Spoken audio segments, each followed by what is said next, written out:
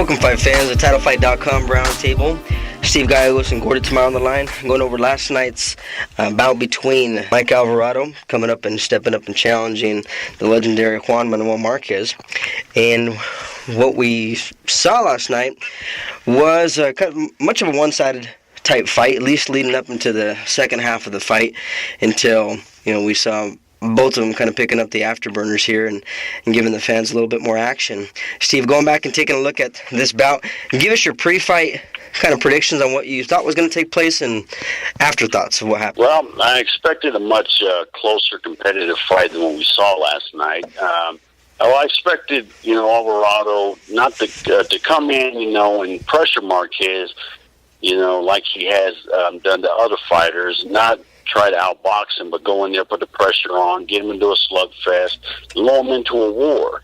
That's the kind of fight I expected, and I expected Alvarado to really overpower Marquez, because I didn't really don't know what Marquez had left in the bank, after the last couple of years, the fight with Manny, which he scored the knockout, but he was losing up to that point, and the way that he lost to Timothy Bradley, I was thinking that maybe Marquez's age was finally catching up to him. However, that wasn't the case. Marquez boxed very beautifully last night, controlled the pace of the fight, had it fought, at a much slower pace than what was expected, which was pretty much the fight that he wanted. Alvarado, I don't know what was going on. He was just waiting too much. I don't know if he was trying to outbox Marquez or he was just waiting to land a hard shot, but he obviously wasn't letting his hands go. He just fought the wrong fight. He should have just kept coming forward and put the pressure on, and he probably could have came out victorious had that been the case. Yeah, at least made it a little bit closer. I mean, it was a pretty wide unanimous decision for Marquez. Kind of leads some thoughts to circulate, about how he is mentally after the Provodnikov bout where he took a beating and he, couldn't continue the fight. When we did see his hands get let go, I mean, he ended up dropping Marquez. Marquez dropped him once. Next round, Alvarado came in a little bit more aggressive, let his hands go, and caught him with a nice shot and dropped him too. So, he had the powers there. He's actually the bigger guy out of the two as well. Do you think just stepping in the ring, I think he kind of actually even made mention of this too, maybe it got to him that he's stepping in with the great Juan Manuel Marquez, was that a little bit too much of a stage for him, and it just kind of got to him as far as the fact that he was in there with such a legend? What do you think? Yeah, I think it just got to him. He's in the last 2 years, his last 4 fights have been, against some of the elite and been in some barn burners, some wars, which is taking a lot of shots. Been, 2 wars with Brandon Rios, the war with Provodnikov, which he took a bad beating, and now he stepped in with one of the, with another one of the elite fighters, and Juan Manuel Marquez, regardless of what his age is, he's still, very sharp. I think he needs to not just take a break, but he needs to,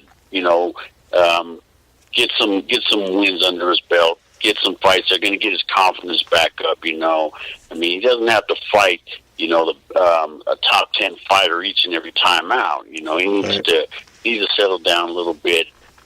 Probably take a nice little break. Probably get back in the ring this fall and get in with someone who's not going to be such a threat. Someone that he can get some rounds and get his confidence back. Yeah, that's probably the next step they're going to take, unless they just keep feeding them to entertain the crowds here, which who knows what the future holds for Alvarado. Either way, I mean, he's typically in some pretty nice fights, and that's what people like to see him. Pro Marquez crowd, though, Marquez ends up going away with the decision and possibly lining up another big fight, maybe even another bout with Manny. Whether or not people want to see that might even be on the table still. He declined to mention what is kind of in his mind at that moment at the post-fight interview. Said he's just going to go back and rest. His team will meet up and they'll talk about it afterwards. But it does, put him in the mix now with, what do we see now in the table that Top Rank has for Marquez, for Manny, Bradley, Rios, Alvarado. I mean, these guys are kind of being basically recycled back and forth between one another into whatever the best matchup is at the time. Tim Bradley was doing commentary for the fight on the international feed there. I didn't get a chance to. I wasn't watching that one. I was watching, the stateside broadcast. But did anybody make mention to Bradley on what his plans were next, Steve? Because I know you were listening to the international feed. What did you catch there? They did not speak too much about Bradley.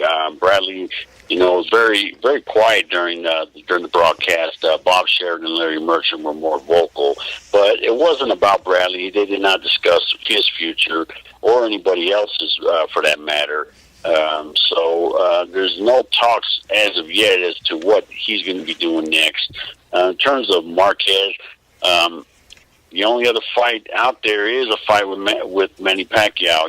I know it's just a repeat. We've seen these guys fight each other, sure. 4 times already. I think we're all done with that. We're all tired of seeing these two guys fight each other over and over again. What this version of Marquez, Steve, that we've seen last night? I mean, granted, yeah, it is Mike Alvarado, and no knock against him, but he's not at the same level as a Manny Pacquiao, and so he did look really sharp, but I think you also have to remember who he was in the ring against and why that matchup was made as well. We got another fighter that's going to be coming up here pretty soon, and he's been becoming a fan favorite for his style of fighting, and he's coming up against another guy here in a couple of weeks, which, should he get through that dude, of course, he's banking on another shot at a big fight too. And we're talking about Ruslan Provodnikov fighting Chris Algier, which undefeated fighter that he's coming in to face, relatively unknown himself other than on the East Coast circuit. He's been on some fights there that get some shine, but what about a matchup with him? Or do you think that's just barking up the wrong tree going up against like Provodnikov? That is barking up the wrong tree. I don't think that's a fight that would be made. Very dangerous fight for Marquez, because Provodnikov is a dangerous fighter for anybody in the welterweight division. Juan Manuel Marquez, I don't think, would be able to withstand the pressure. I don't care how well he boxes. Provodnikov is just a machine. He takes a punch really well, hits very hard, keeps coming forward.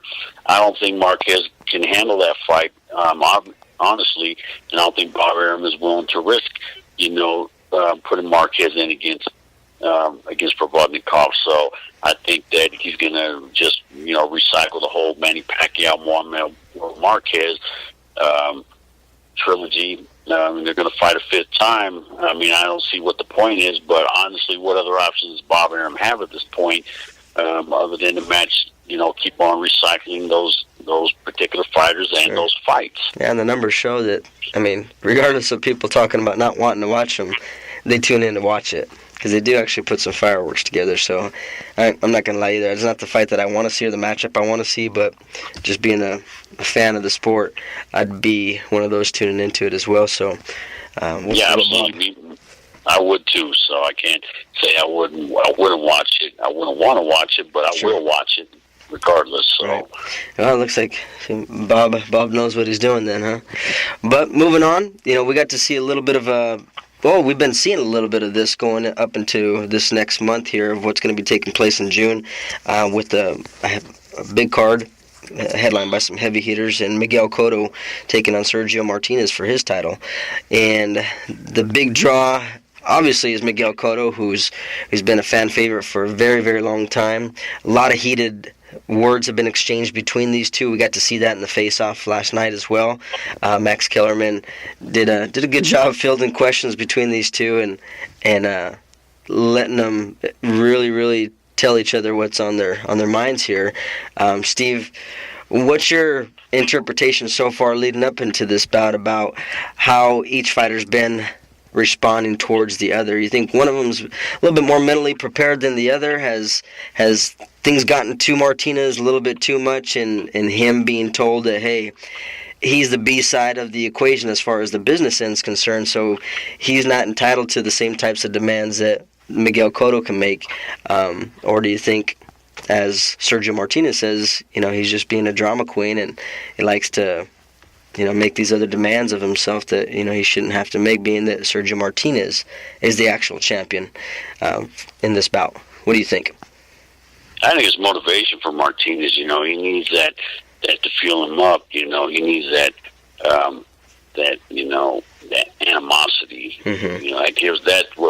That's what fuels him to do what Sergio Martinez does. Julio Cesar Chavez Jr. got under his skin too, the same way. And so look what he did in that fight. I know the odds have always been against Martinez. He was not supposed to do what he did to Paul Williams. He wasn't supposed to beat Kelly Pavlik. So, when he's got his back against the wall, that's when he performs at his best. Of course, being the fact that his best fights were not against guys like Darren Barker or Matthew Macklin, because he was the favorite. Those are tough. Those are very tough fighters too. But when he's got his back against the wall, and he's got something to prove, and he's got that motivation, that's when he performs at his best. So I think it's going to be the same case this time around as well. And they actually put Max in the hot seat there and asking him, hey, if you were to put your money on one of us, who's it going to be? And Max didn't want to answer, but I believe he ended up saying that today it'd be maybe different 5-10 years ago, but today, he may think that Martinez is, the betting favorite. Going into this bout, we've been talking a little bit back and forth about this as far as how styles match up. We've seen Miguel Cotto in a couple pretty rough bouts his last time out. He came back in against Delvin Rodriguez and just blew him away. But there again, that's a different level of fighter than what a Martinez is. Vice versa, we've had Martinez into some pretty tough bouts.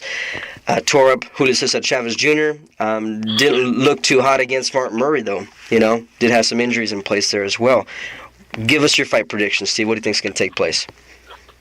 I don't think that Cotto is going to be able to handle Martinez's style. Martinez is very quick, very good footwork. He throws punches from odd angles, and he just confuses fighters. I think he's going to do the same thing to Cotto, too. Cotto's not going to be able to see the punches coming, and I just feel that he's going to just get outboxed all night. I don't see it, Cotto being able to get to Martinez very often. And also, he's just going to keep coming forward, I think, trying to land big, hard bombs, if that's what Freddie Roach has been teaching him. Right. Because in the fight against Delvin Rodriguez, for as short as a win, I don't think I even saw Cotto throw a jab.